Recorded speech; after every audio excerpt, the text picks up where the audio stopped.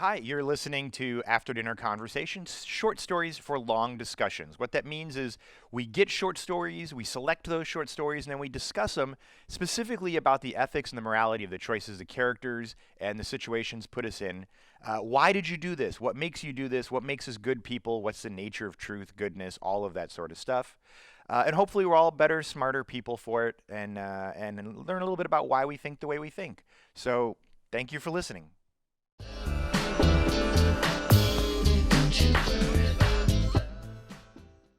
Hi, and welcome back once again to After Dinner Conversation, short stories for long discussions, where we take short stories and we discuss them and the ethics and the morality of them, and we have all the conversations that we hope you're having with your friends when you read them. Support us on Patreon, get the magazine, like and subscribe, go to our website, afterdinnerconversation.com. Boom. And generally just let your friends know. I am your co-host, Colby, here with... Hi, I'm Jeremy. And I'm Sarah. Yay! And Ashley's taking a week off. She's actually out chatting with family right now. So we're going to do it without her. Meh.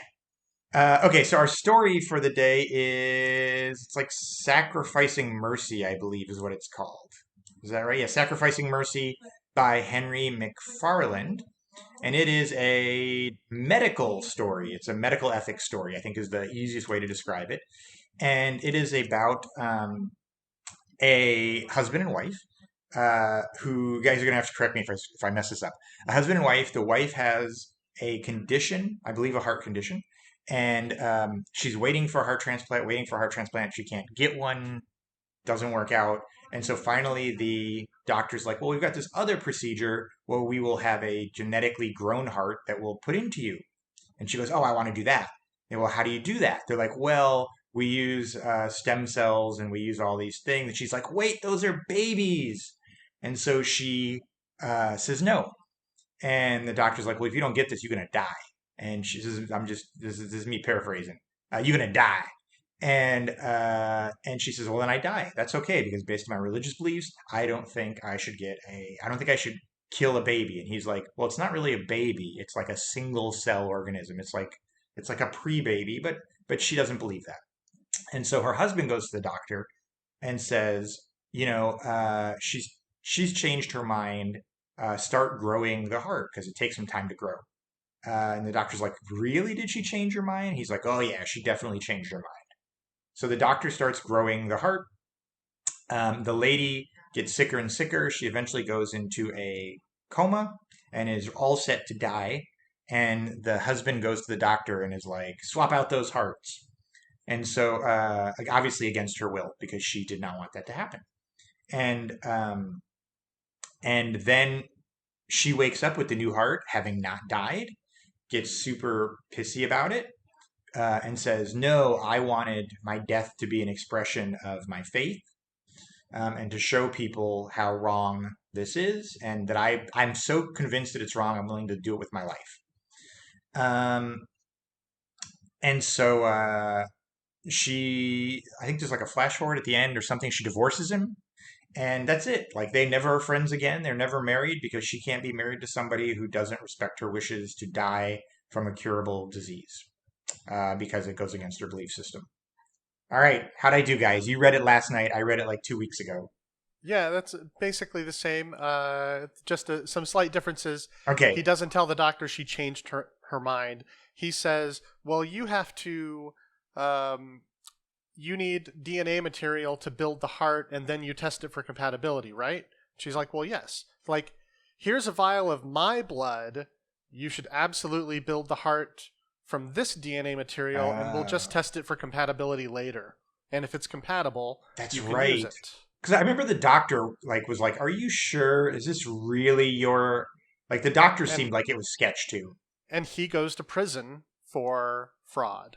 Oh, the guy does. That's right. I forgot about that. Right. He goes to prison, and then but she divorces him while he's in prison. Forward. Right. That's the flash forward. Is he goes and sees her teaching kindergarten, and something like that. You missed the subplot with the mother.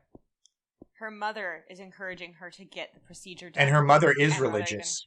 Yes, her mother's also religious and tells her that God would have wanted her to have this procedure, and she even goes and visits him in jail to tell him how she's praying for their reconciliation. Because she That's right. appreciates what he did. Because she really appreciates that he And saved isn't part of the her daughter's mother's, life. I feel a little bit like, what was that show, Columbo, where he like plays stupid so the other people have to do all the work?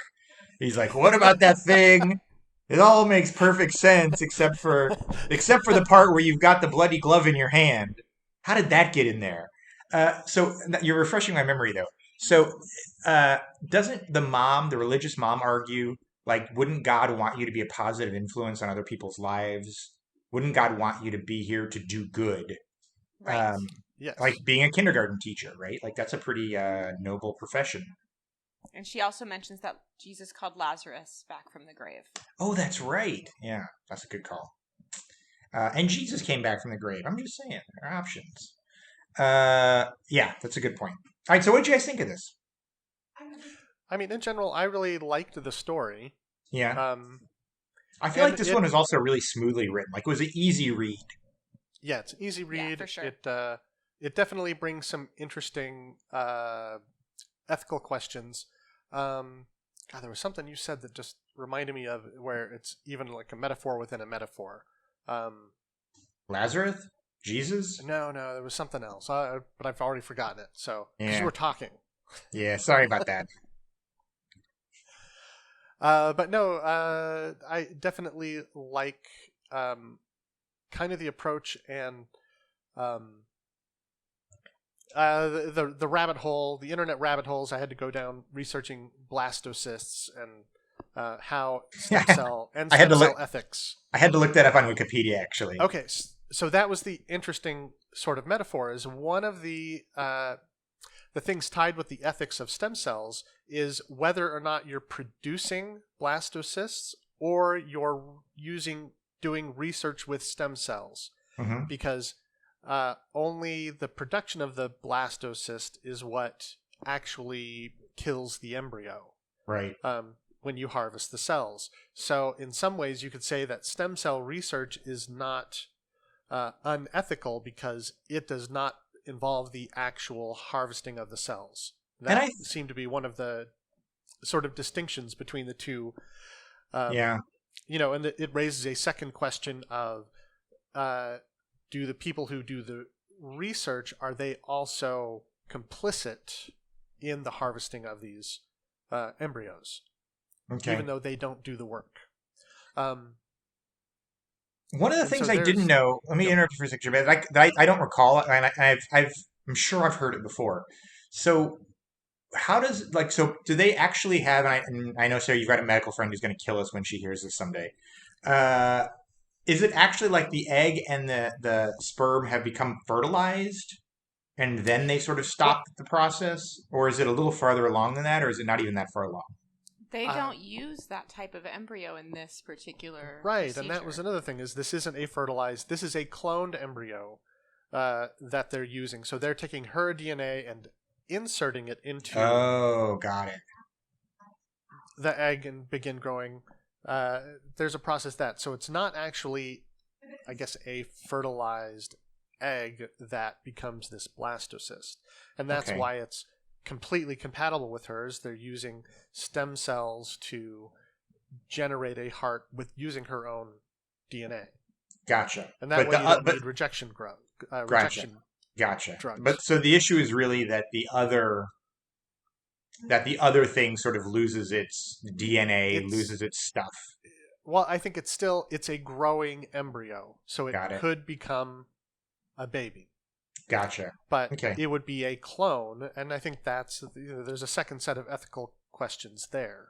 Okay. But it's an interesting parallel in that even though he is the one who initiates the growing of the heart, is she still complicit in this because she benefited from it? Yeah. And I think that's where she feels guilty about this, is that even though she benefited from it, she's still complicit in the but what could she have done differently though, right? Like, I mean, she could have said, like, take the heart out. I Right. guess. No, but what was you said she didn't have a... She didn't have an advance directive. She just trusted her husband to do what she Oh, wanted. that's right. Yeah, he had a medical power. He had a sort of a blanket medical power of attorney or something, I think, didn't he? Mm-hmm. Or as a husband, you always get to make those decisions when the person's not. Yeah, she made him promise, but she didn't like put it in writing to override Right. what he did. So, Sarah, do you think it was her fault then Which that she that she got the heart Didn't have an transplant? advance. Yeah, No, I don't think it was her fault. I think it was not a decision she made. I think it's a decision her husband made. yeah. I gotta be honest. I don't think there were any bad. I don't think there are any bad people in this story. Like I think No. I respect her decision based on her Yeah. faith. I totally disagree with it, but I respect it. And I respect his decision based on his ethics and morals. And I respect her divorcing him for having not paid attention to hers. Like Right. when I follow the chain of events in the story, I don't see how anyone could have, in good faith, made a different choice. Um, Well, it's a different kind of in faith because he isn't honoring her wishes, and there is, and I know. So this is what I wanted to bring up as a similar story to this. There's a book by Milan Kundera. I looked it up earlier, but I've forgotten what it was. Where he basically talks about Kafka. Um, Franz Kafka left a advance directive to his editor saying, "When I die, destroy everything, destroy all my unfinished manuscripts." yeah, And the editor read his manuscripts and then published them instead. yeah, And so, like the last two Kafka books, which are, so it's a similar situation. Is is there benefit to not following people's advance directives? And yeah. I mean, I think this is the thing, and maybe the literary one's not going to get a cat in the video again. Maybe the Kafka one isn't a it's great example, but it's a good example for sure. But I feel like I have an obligation to be true to my own values, even if they are in contradiction to your values, even if they're in contradiction to your wishes. So, so like if Sarah was like, "Hey, I'm going to play roulette. That sounds like fun. But I can't buy a gun. Would you go buy me a gun?" I'm going to be like, "No, no, I won't." And you're like, that's Russian roulette. That's a "Yeah, different game. yeah, no, Russian Roulette roulette. That's what I usually meant." isn't deadly. Right. Like I'm not going to do that. Like I don't care. I don't care if those are your wishes that I go buy a gun for you to play Russian roulette. No, I'm not going to. And whether you're conscious or unconscious doesn't affect my ability, my desire to sort of act on my own values, even if they are contrary to your values. The thing that I wondered about when I was reading this story is sorry, it was a little bit like Pulp Fiction. She well should have known better, right? Like,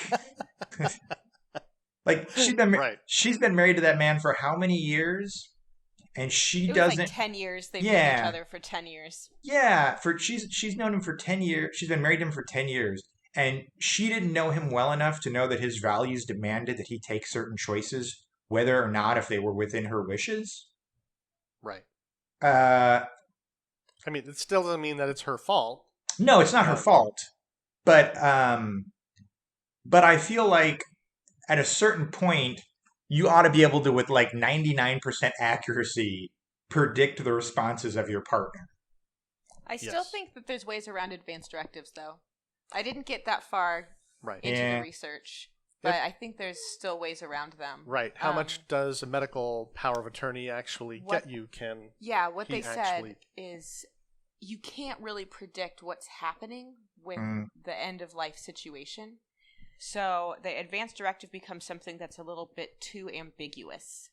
Yeah. And then the family members will usually go further and do more than they originally thought they would because of the way things just kind of happen. So it's not Right. necessarily that people always intend to disregard the wishes of the person who's ill.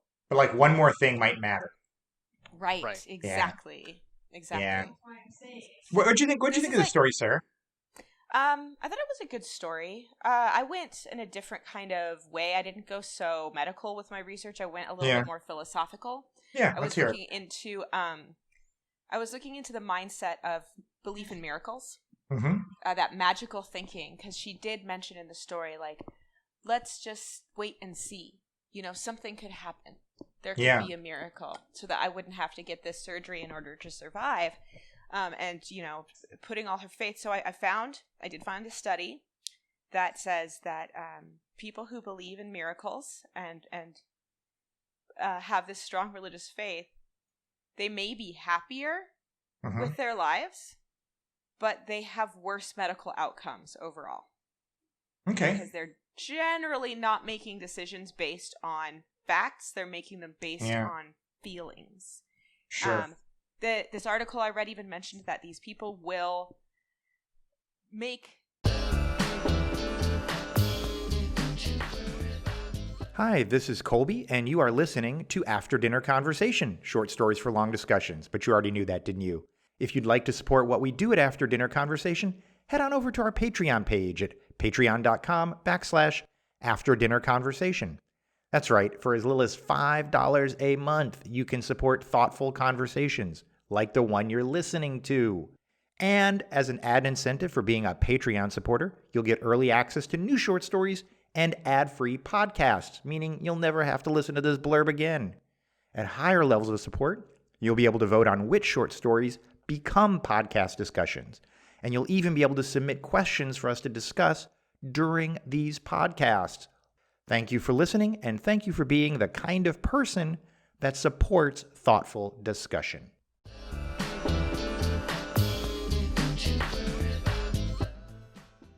This article I read even mentioned that these people will make much smaller choices that lead to much bigger poor health outcomes, like long-term, like not switching to a healthy diet.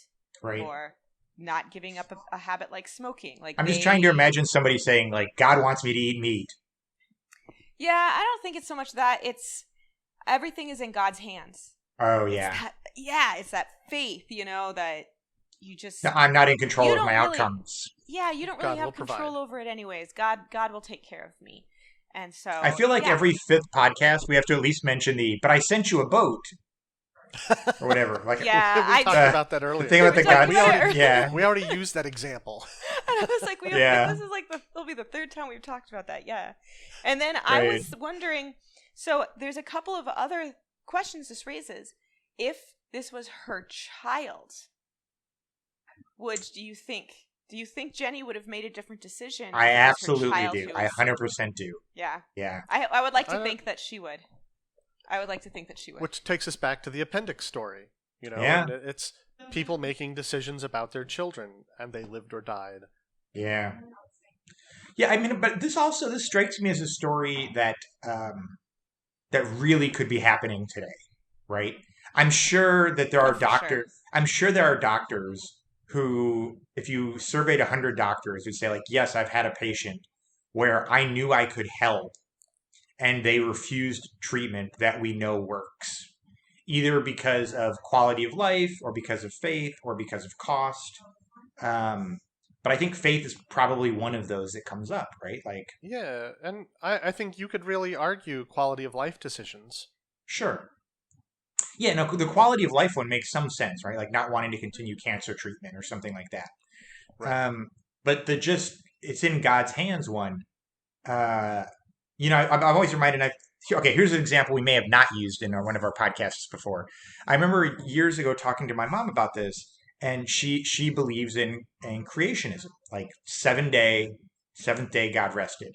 And I was like, Mom, you're it. You're the only one in America who believes in creationism as it's written in the Bible. She's like, no, it's more than you think. I'm like, it's like 1% of America.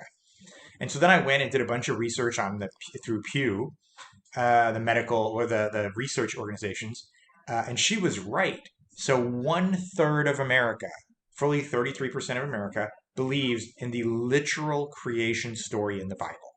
Do you want to know how many Americans believe in miracles? It's got to be like miracles. 60 or 70% according to this. Oh, let me It's finish. 80%. Let Oh. me finish the story though. So one Okay. third believe in the actual literal Bible 7 days. One third of Americans believe in some version of evolutionary design, that God steered creation to make us, and that we are the end product of creation, of evolution. And then one third of Americans, who apparently, in my mind, like hold all of the high-paying jobs, believe in actual evolution, at least until a better theory comes along, right? So that means 2/3 of America believe in some version of God's hand in our creation. Uh, yeah, I was totally blown away by that, right? Which means this is not an unlikely scenario here. Right. Absolutely. Sorry, so 80% of America believes in miracles? Yeah, and I was actually kind of blown away by that number too, because that number includes people who don't identify with any particular religion. They did do a little bit more distinction about What constitutes a what miracle? constitutes Okay. a miracle. Like, just something that is very unlikely to happen actually happening. Man, Turned the Coke pizza into... showed up at my door. It's a miracle. I ordered Coke and it turned into Pepsi. Yeah. Or versus like actual angels intervening. Yeah. So there's more distinctions in there, but like miracles is a thing instead of just like you got like, I don't even want to say lucky, because like believing in luck is kind of the same thing as believing in a miracle, right? It's Yeah. similar. But it's So- not that something unlikely happened just Mhm. because it happened because you rolled the dice lucky. It's that something that probably couldn't have happened anyway because of an intervening higher power. Right. Yes. Yeah. Some kind of universal force intervened and caused this miracle to happen. I feel like this would have been a great one to have. We should have. Here's the problem: is we don't know anyone religious enough to fill in the role that we need right now for this podcast. Right? I don't. Do we? I don't know anyone. I don't. Yeah. If I'd have tried, I wouldn't know anyone who believes in. Maybe I could find someone who believes in miracles, but I'm not sure I could find someone who believed in refusing medical treatment based on like embryonic stem cells. I don't know. Maybe I could have. You know somebody who could do this, who could fill this role and like explain what the reasoning is. No, we'd have to look around. Right. I'm sure we know somebody. Facebook will know somebody. Facebook could have somebody. Right. Craigslist.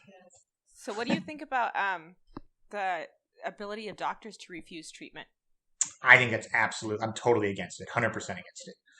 Because here's where I struggle with this, and that's a great question, Sarah.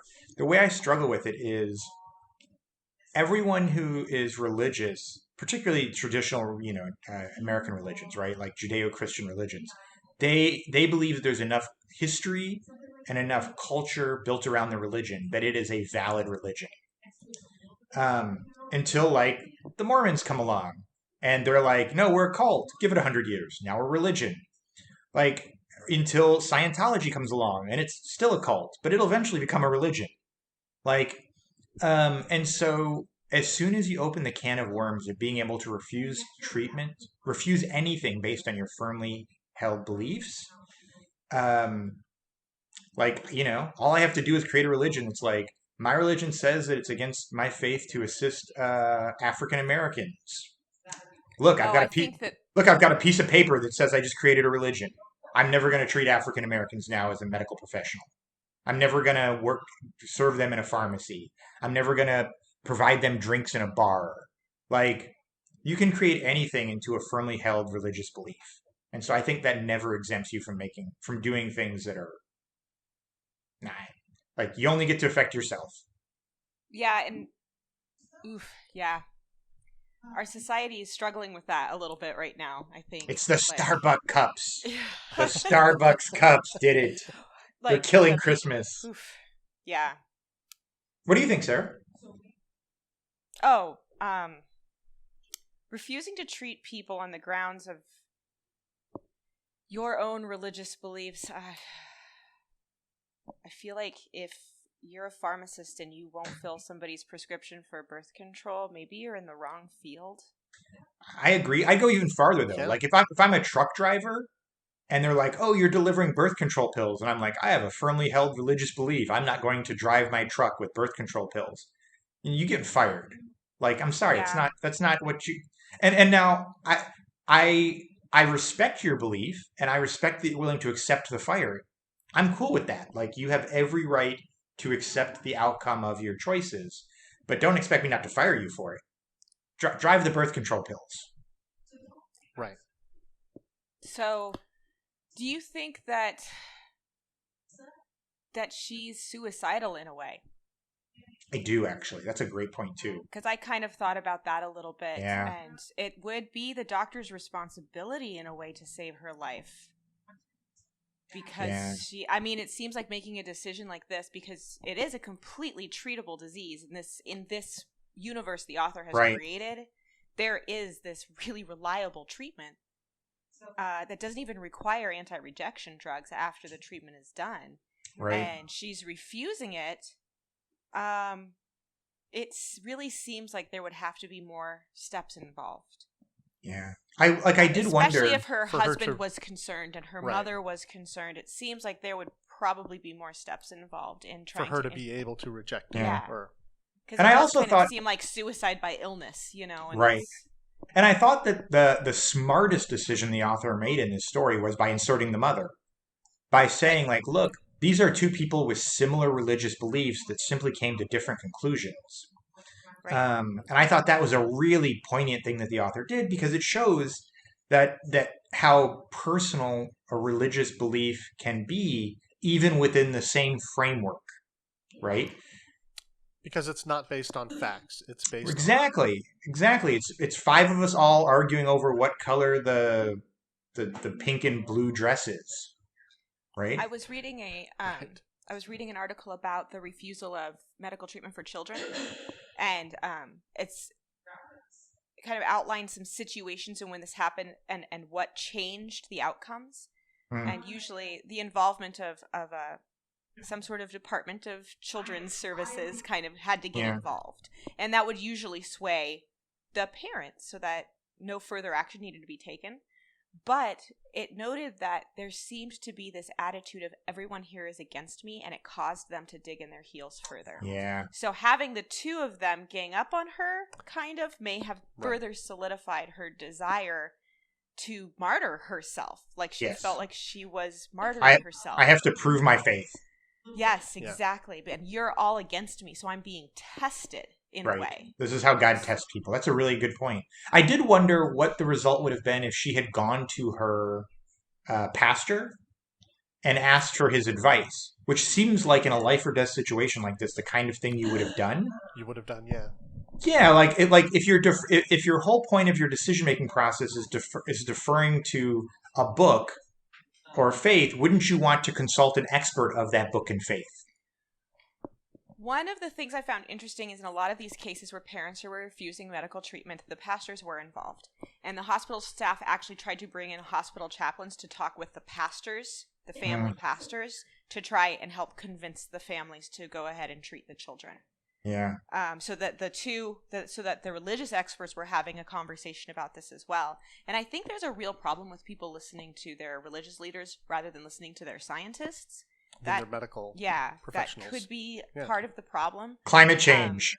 Yes, so many things. Well, and I also think, Sarah, this brings up the very thing that often Americans criticize people that are Islamic for, right? Is that they're like, oh, they're just a bunch of people, religious zealots. And it's like, no, they're people that have a deeply held faith that influences the choices of their life. And that there are some who take it more literally, and some who take it more figuratively, and some who are only are the equivalent of people that go to church on Easter and Christmas, and there are some people that go all the time. And so the very thing that we criticize people of other faiths for doing is the very thing that we would not necessarily criticize someone of our majority faith for doing in this story, right? Right, like if somebody said, "Oh, we can vaccinate, or we can, provide a blood transfusion," and somebody because they were Islamic, or Muslim said, like, "No, that's against my faith," you'd be like, "Oh, they're just a backwards, tribal religion or whatever, some derogatory thing." But yet, when we recognize the faith, we seem to be much more forgiving. of those same sort of choices. Yeah, exactly. Jeremy, you're shaking your head yes. You've been a little bit pretty much. You have anything else you want to add to this one, Jeremy? You've been quiet. Sarah's she did a really good job a couple of weeks ago without you. I got to be honest. You're on the fence right. You're on the fence right now if you get invited back. No, I think we covered everything. All right. But as much as we can, really, in 30 minutes.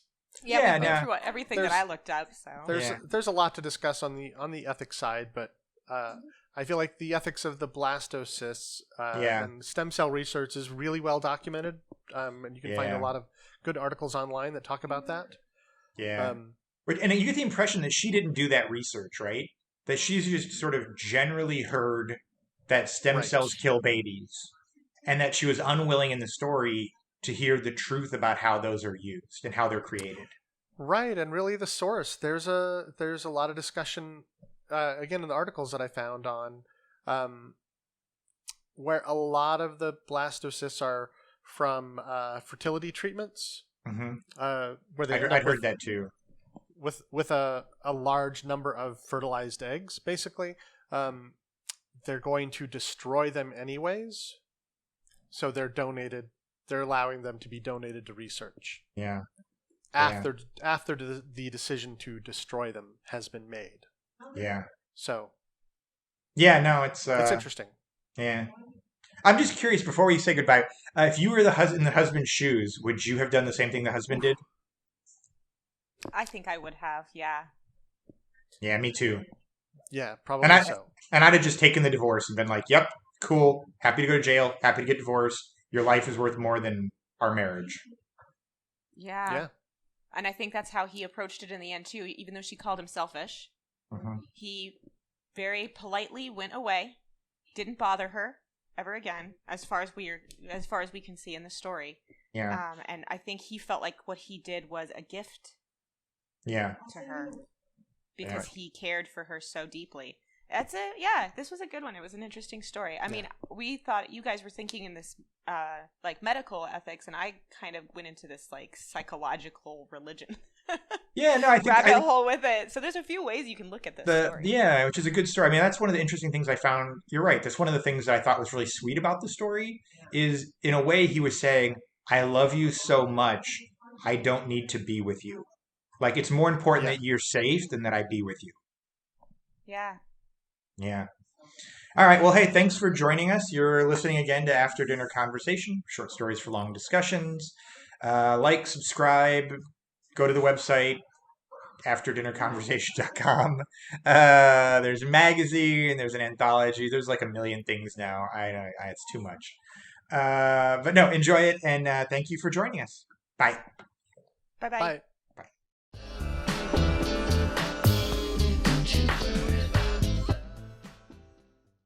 If you've enjoyed listening to this, please like and subscribe. It helps us out a ton. You know, the vast majority of people haven't liked and subscribed, which means maybe it shows up in your algorithm, maybe it doesn't. So don't leave that to chance. Just go ahead and hit that button, and we'd sure appreciate that. And that way we can keep doing what we're doing, and you're not left to the whims of some algorithm. Thanks.